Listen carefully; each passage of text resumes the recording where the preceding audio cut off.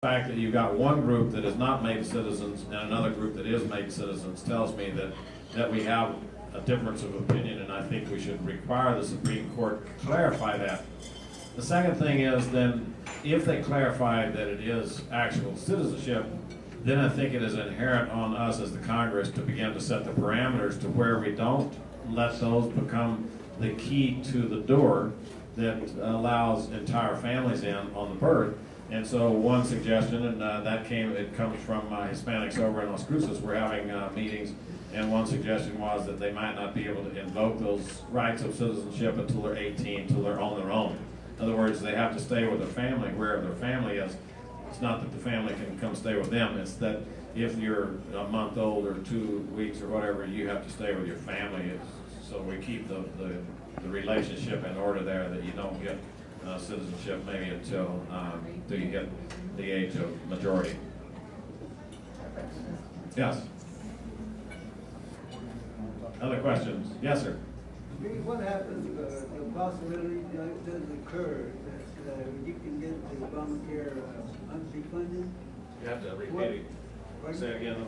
Say it again. What would happen if the possibility doesn't occur, that you get Obamacare defunded? What would happen then? Yes, generally what happens when you simply defund bureaucracies is it stops the process from moving forward. In other words, if you, let's say you have an office of the federal government here. You've got several, you got Holloman, you have the White Sands, you've got, the Forest Service, whatever. And if you were to stop funds to an office, then it simply wouldn't open. And therefore you can see that they would not be able to move the agenda forward. So if you defund, say, the 16,000 IRS agents that are supposed to be hired, and you don't hire them or pay them, if you in fact, if you don't have to pay for them, then they're put on leave or terminated or whatever, then they can't collect all of those 1099s that are supposed to be collected. They're the ones that are going to oversee that whole process. And so what it does, it just keeps the implementation from moving forward, and that's why people are saying that would be a good enough thing until we can get the whole thing just repealed or whatever the American people want to do at that point. But what would happen to the people that are trying to get health care during the situation? No, I don't think there's any, you'd stay on your current insurance. In other words, this whole bureaucracy doesn't kick in until 2014. Oh. Their idea was that they want to collect the taxes first. That's the reason I say it's more of a tax bill than a health care bill. They are so desperate for funding, they see that they're about to break the government. They have over $1.5 trillion in deficit this year. 1 year, $1.5 trillion is probably closer to $2 trillion, and they understand that the ship is about to sink. They understand that China has just almost decided to quit buying our treasury bills. That means our banker is about to shut us off. And so they're trying to find every source of revenue internally without saying they've raised taxes, when actually they will raise taxes. Yeah. So people will be able to continue in the system as they are, because that's a downstream implementation.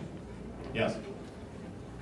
I have a brother that ranches in northern Montana, and he's telling me, and I don't really understand it, the federal government is trying to take over most of the western part of the United States, making it into, I guess, natural parks. Yes. And try to run out ranches. Yes. Yes. How far has this process come? It's come a very long way. If you will take a look at New Mexico, Nevada, it's come a very long way. The people on the East Coast somehow believe that these western states should exist for their enjoyment and pleasure, that they ought to be able to come out here and backpack or whatever they do.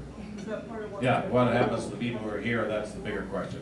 So you will see that there's a proposal to put 440,000, I don't know exactly how many now, acres into wilderness over in Las Cruces. You got the president suggesting right here in your county. So you've got the White Sands Missile Range all the way north and south, but now they're suggesting that we might want the Otero Mesa all to be in the wilderness area, stop all the jobs there, stop all the ranchers there, stop all the productive activity, stop all the taxation. And this is the reason out in the Gila The Gila National Forest is mostly in Catron County, and Catron County cannot make its budget. They're always struggling because they have no tax base left. The people who used to ranch there no longer ranch there, and the people who used to run cows and pay taxes on the cattle and pay taxes on their income don't do that. And so just an example of what happens is in Catron County, and they want to do that in every county walking across New Mexico. It's a huge question that we face. Yeah, and he says that the government is buying up the ranches. That's right. They're turning the wolves out. Yes, buying up ranches, it's going on. They're turning the wolves out here in the western part of the state, and that's an issue that I have fought against. I've fought against the wolf department.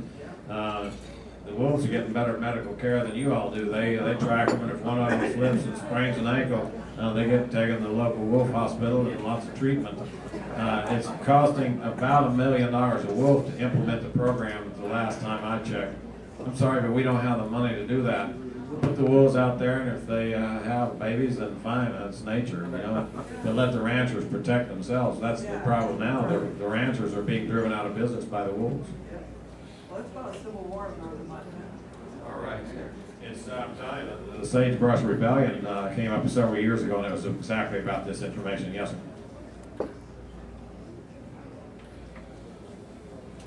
So many of our jobs have been sent to China, et cetera, the manufacturing sector and things. What do you see as a viable thing that America can do as a population to increase our domestic product and our exports? Yeah, we actually must recall the manufacturing jobs. Again, big difference between my opponent and myself. He says those manufacturing jobs are gone forever and we shouldn't try to get them. Again, that's the left kind of theology. It's the religious belief that we have too much in this economy and we should be giving it to the other countries around the world. My belief is that we drive the world's economy, and if we get the manufacturing jobs back and get our economy going, then we're going to lift the entire world's economy. So I would aggressively go after those manufacturing jobs in two things: regulatory certainty and lower the taxes. Those are the things that drove those companies out. And people would argue back and say, oh, but the labor is cheaper there. Well, this is a capitalist society. Capitalism is based on capital. Capital is the key component, not labor. And when we drive capital out by overtaxation and we drive capital out of the market by too heavy a regulation, then we kill the industries. So if we will moderate those, if we'll find that balance between the regulations that will create jobs and protect the environment and protect the workers, I think that we can create jobs and protect simultaneously. But right now the pendulum is way off on the protect side and nothing on the job side. And it's just time for us as Americans to pull that pendulum back to the middle. And frankly, I think that's what our minority leader is going to be talking about. I don't know for sure, but I think everybody's beginning to understand that the government is not the solution, the government is the problem. Yes? Just saw on Fox News that since the big multi-billion or million or whatever it was to General Motors, that they gave General Motors, now General Motors is talking about they still can't make it, so they're thinking of selling a lot of General Motors out to China, which already owns, well, they own a lot anyway, but they own all the shares. What do we do to, once China starts owning General Motors or Obama Motors, then what do we do?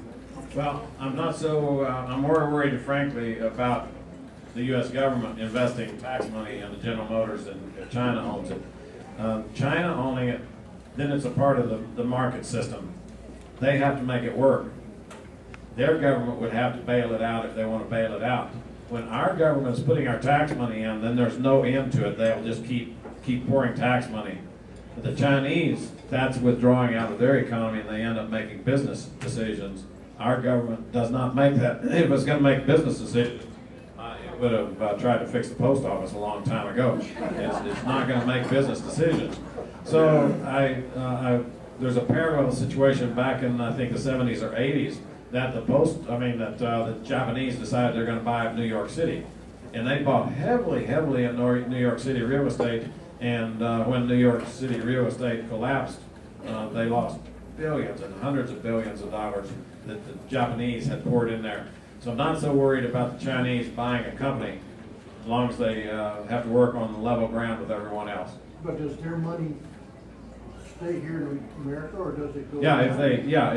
If they have, in other words, they've got employees here, they have to run it as a company. The company has to pay its employees, it has to pay taxes, has to comply with local restrictions and all that stuff. So as a company, I'm not so much worried about it. What I am worried about is that we are prohibiting ourselves from drilling off the coast of Florida, and yet China is allowed to drill off the coast of Florida. That worries me a lot. Yeah, so if they're here investing in businesses, those businesses can go broke and people can quit using them. I think that that's, you know, fair enough game. It's not one I'm so worried about, but I am worried when they get preferential rights to drill and take oil and send it to Cuba rather than us getting the same oil and sending it here. That bothers me a lot. Other questions? Yes, sir. How do you feel about us continually bailing out Fannie and Freddie? Yeah, I think that was a mistake too. I voted against that when I had the opportunity also. I think that government should not be bailing out private business. I think Fannie and Freddie could have been distributed out. The market would have bought them up, and the stockholders would have been left holding the losses. That's what should happen. That's what causes businesses to make better decisions. When you get stuck holding the bag, then you don't make the mistake once or twice. My wife and I had a small business, and we absolutely paid for every mistake we made. I won't say that we didn't make mistakes, but I will say that we caught our mistakes very fast, and we didn't, after the first one or two, we had to pay for it.